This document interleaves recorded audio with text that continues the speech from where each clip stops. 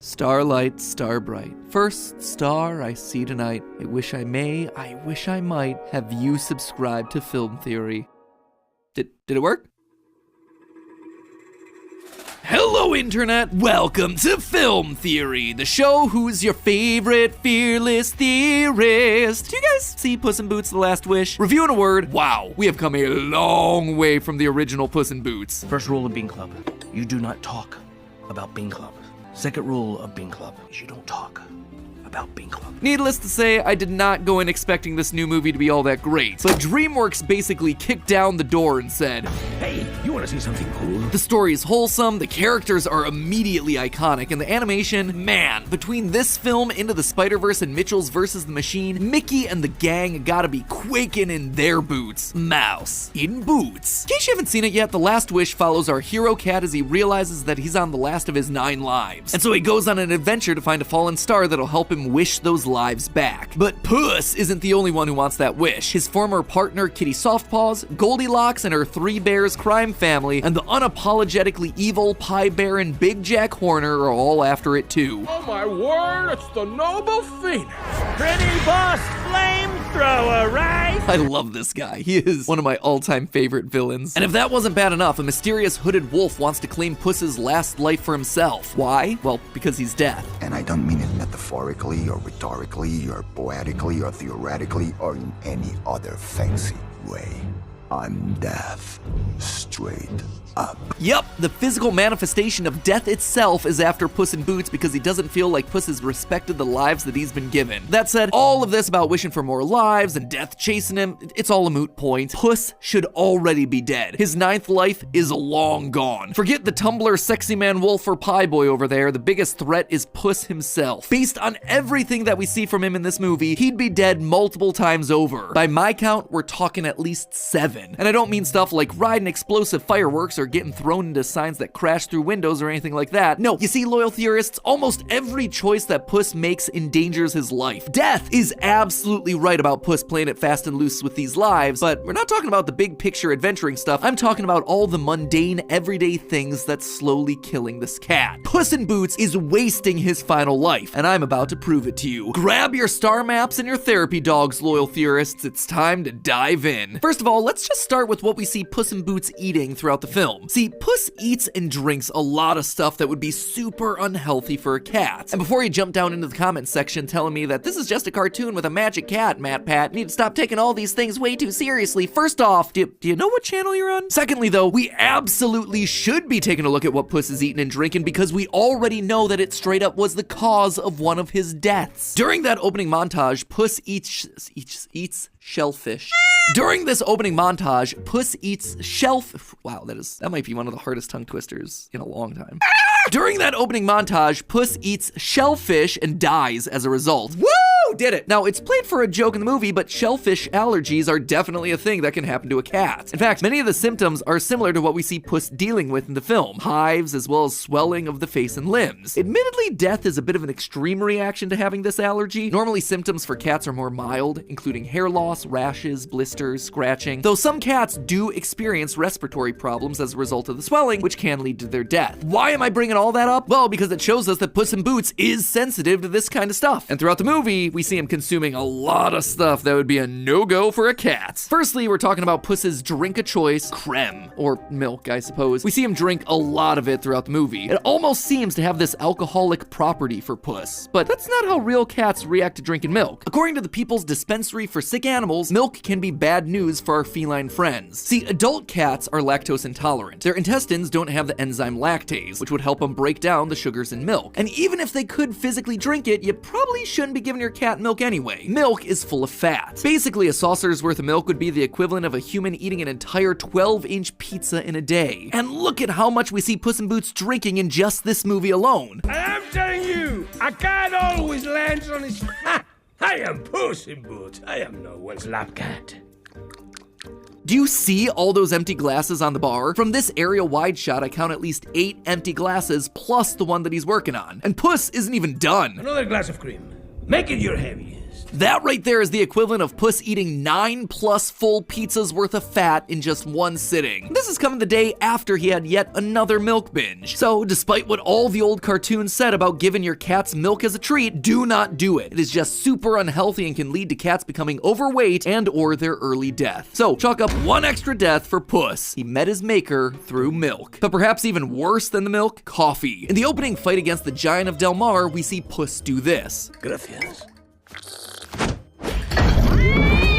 Caffeine is really unhealthy for cats, to the point that it can be seriously dangerous for them to consume considering their smaller bodies. If you want to know more about how crazy dangerous caffeine can be in higher doses with humans, we actually just did a video about that over on Food Theory. But for a cat, side effects from a cat consuming caffeine includes an increased heart rate, abnormal heart rhythms, vomiting, diarrhea, tremoring, seizures. According to the Pet Poison Helpline, a moderate amount of coffee can easily cause death in small dogs or cats. Now, before you start freaking out and hiding all your coffee in a lockbox away from your animals, a small sip of coffee probably wouldn't impact a young, healthy animal too much. But Puss isn't that young anymore. So downing an entire cup of coffee like we see, that is gonna be bad news for this animal, and might literally have been the end of him if the bell didn't crush him to death mere minutes later. Caffeine overdose, death number 2. But it's likely that Puss would have died long before this movie. In fact, he would have died during the promotional tour for this movie. Hey, what's going on, everybody? I'm Sean Evans, and you're watching Hot Ones. It's a pleasure, amigo. Are you kidding me? A fictional cat got onto Hot Ones before me. Screw that noise. Look into my eyes.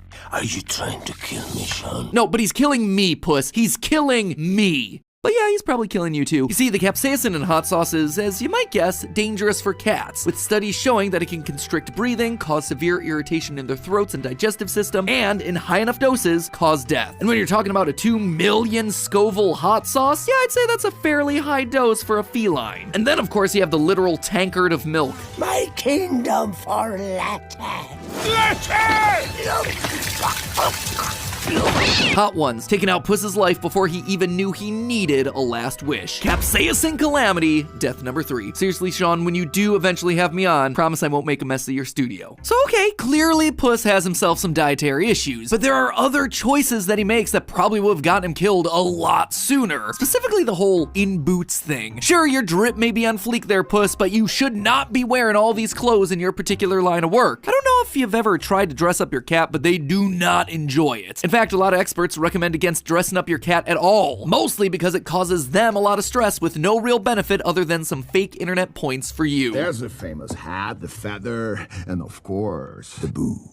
But even if Puss is the exception here and enjoys his clothes, his attire will have deadly consequences. Let's just start from the top, shall we? First of all, the hat. This one item of clothing would probably get Puss killed for 2 different reasons. First, by wearing a wide-brimmed hat like Puss does in the series, he wouldn't be able to take full advantage of his whiskers. You see, cats don't see the world the same way that we do. They have a whole suite of abilities to help them sense what's around them, and their whiskers are a crucial part of that system. The whiskers act like a sort of radar, able to sense changes in air currents, vibrations in the air. They also serve as the first level of alert if anything gets too close to their face. Additionally, while a cat's long-distance eyesight is good, at very close distances, they struggle to see anything that's closer than 30 centimeters in front of them. As a result, their whiskers help them navigate that close-up world. By touching the whiskers against objects, they can tell where things are, how big they are, even sensing their texture. But the hat is gonna stop all of that from happening. It's gonna change the airflow. It's gonna change vibrations. It's gonna prevent Puss from getting his face close to objects so his whiskers can touch them. Basically, the hat is gonna be dulling one of his most important senses. Or, I suppose I should say 2 of his most important senses. You notice what else the hat covers? His ears. That would be a problem regardless of whether you're talking about a human or an animal. Basically, you're just muffling the sound, allowing enemies to more easily flank or sneak up on you. Almost exactly like we see Death do in the movie. If Death here didn't want to be so dramatic, he could have killed Puss and gone about his business without the cat being any the wiser. But the dulling of his hearing is actually worse for Puss because he's a cat. You see, cats have some of the best hearing of pretty much any animal you're gonna have around the house, with a wider auditory range than both humans and dogs. But we're not just talking about better hearing ranges. Cats have a lot of muscle control over their ears, and they're able to turn their ears towards any source of sound. I don't know if you've ever noticed that with any cats that you know, but if you make a sound in a quiet room, just notice how their ears are able to pivot in your direction, like a big antenna or a radar disc. This cool technique increases their hearing sensitivity by 15 to 20%. Wearing a hat hat is gonna eliminate all of that. And that's without even mentioning all the other biological ramifications. Wearing a hat basically nerfs all of a cat's hearing benefits. And all of this is without even mentioning the other biological ramifications, like the fact that cats release a lot of their excess heat when stressed through their ears, meaning that Puss is gonna be sweltering in any battle he's in the middle of. All in all, he may look dapper, but that's a hat-tastrophe that's waiting to happen. Death number 4. Similarly, Puss's cape is also gonna be causing him a massive problem. For all intents and purposes, the cape is gonna act like a collar, but just much more dangerous than a normal collar. See, though putting a collar on your cat is usually fine and helps identify your feline friend to strangers, they can be dangerous in specific situations. If they become snagged on some sort of object like a branch or a rock, then the cat might be choked or strangled. The cape is gonna present all of the exact same problems, but 10 times worse because it's just a bolt of fabric that's hanging from his neck. Puss's cape is just an open invitation for him to be caught and choked, especially in a fight with an enemy who's smart enough to just grab the thing. And wouldn't you know it, that's exactly what we see happen in this new movie. Honestly, Edna Mode from The Incredibles been right about this one for decades. No capes! Death number 5, no escape for this cape. But perhaps the worst in his whole attire, the boots. You ever notice how cats try to get anything that's stuck on their feet off? Puss himself literally does this in the movie when he's forced to wear those little kitten mittens. Stupid mittens. Cats don't like having their paws covered for a lot of reasons. Some of them are kind of mundane, like the fact that there are scent glands in their paws that help them mark their territory. They're also comforted by kneading their little cat beans on their owners' stomachs. But other reasons are a lot more serious. The most obvious one is that paw pads are a massive shock absorber. They help cats remain quiet and stealthy. Cats literally evolved to walk on their toes so they can move more silently. Changing that up to loud, heavy boots click-clacking as Puss moves around is gonna give up a massive natural advantage that cats have as fighters. Another problem, cats actually sweat through their paws, mostly when they're nervous. Ever take your cat to the vet and notice that there's damp little footprints everywhere? So if Puss in Boots ever gets anxious or scared, he's gonna basically be standing in a pool of his own sweat in the boots, on top of getting himself a case of sweaty palms and dropping his sword everywhere. Wonder if we've ever seen that in the movie. I just love the smell of fear.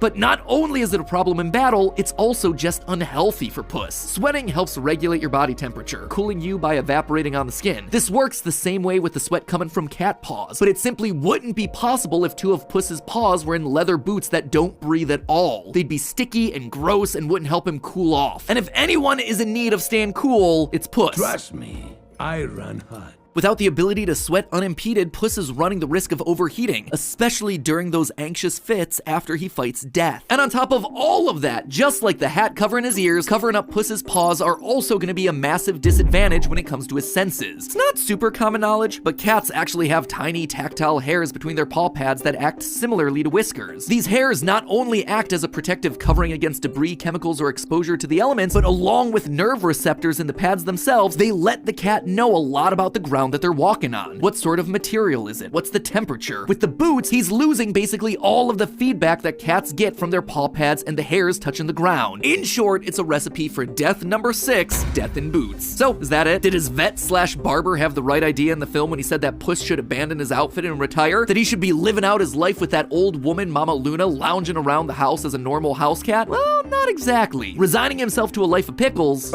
Who told you the name? may just have been the most dangerous thing for him in the movie. See, despite this being the simple, easy life for Puss in Boots, he should not be spending his sunset years with Mama Luna. And it all comes down to one super simple thing, poop. You see, despite being played as a joke in the film, there's only one litter box in her entire house. Only one. A single box for, how many cats does she have? Dozens, at least. If you pause the movie at this wide shot, you can count at least 45 cats in the house, including Puss. Frankly, that is just far too many cats to be sharing a single litter box. Unless Mama Luna's cleaning that box every single time a cat goes potty, which she is definitely not given how gross that thing looks and how comically long the queue is to use it, the cats are gonna be actively stepping in each other's waste. Not only is that just disgusting, this setup would create a hotspot for the spread of disease between the cats. The most serious of these fecal-borne diseases is a type of coronavirus infection that can mutate into feline infectious peritonitis, or FIP, a disease that's commonly fatal to cats. So yet again, Puss choosing this life would probably have also led to his premature danger death. Death number 7, one crappy way to die. Honestly, if Puss really wanted to choose a life that wouldn't be courting death, that wouldn't be putting him in constant danger for no reason, he just needs to be a normal house cat. So Puss, hang up your sweaty boots and your sound dampening hat and find yourself a nice old lady who doesn't have 44 other cats. All in all, by my count, Puss probably should have died a total of 7 extra times than we see recounted in the movie. In total, we're talking about 15 deaths. Looking at it that way, a sickle-carrying wolf and a unicorn horn crossbowing maniac were probably the least of Puss's concerns. Really, when it comes to valuing your life, a lot of times it's the little things, the small everyday decisions that ultimately add up to the life that's well lived. Maybe that's why Wolfie was following him the whole time. It wasn't to punish Puss for his reckless adventuring, but instead to consult him on proper dress and a heart-healthy diet to keep him alive longer. Seriously, even if he got his wish for another 9 lives, he'd still only have 3 remaining. Why not ask for like, I don't know, 100 extra lives there, Puss? I guess counting really isn't your strong suit. But hey, speaking of